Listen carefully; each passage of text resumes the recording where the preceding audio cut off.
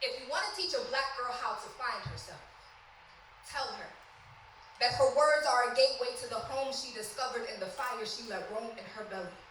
A language that built a bridge between the dark room she chose to silence her body in and the blank page she chose to expose all her secrets to, the classroom.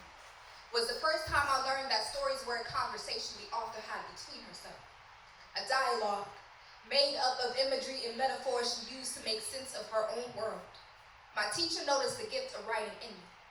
Said it was something about the way I played on words that made all the worlds I imagined feel familiar.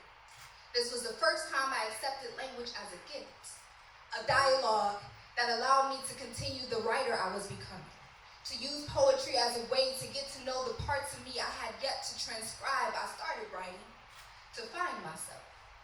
I kept writing to protect myself. If you want to kill a black girl's dream, teach her to tell stories that don't belong to her, to exchange her girlhood for a cause she was never meant to die for. When I was 12, my poetry started to feel like a stage play, where I was taught to blend in more than I should stand out. My voice would often get lost in the shuffle, pushing its way through the smoke and mirrors that tried to silence it. I let this world starve the human from my lines and replace it with black bodies who hung lifeless from each stanza. I would stand in rooms, giving you my best performance, adjusting my pitch and shedding a tear or two to make this dress rehearsal feel more believable. I abandoned myself for a louder applause, while my body grew numb to my own voice, because she couldn't tell the difference between my truth and another poet's story. If you want to teach a black girl how to honor her gifts, remind her of the light she has buried inside of her bones. Remind her why she picked up a pen in the first place. I write for the little black girl who was taught to look outside of herself for permission to speak her truth. For the little black girl who was taught that her story only matters when her pen bleeds.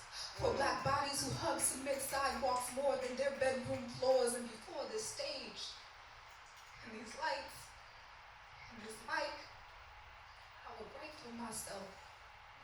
The first book I ever wrote was about a dragon who lost her fire and searched the entire globe searching for it, only to realize that it was buried inside of her this entire time. Some days, I wonder if my younger self knew that one day I'd be that dragon. That one day I would have to return to myself to discover what I had lost.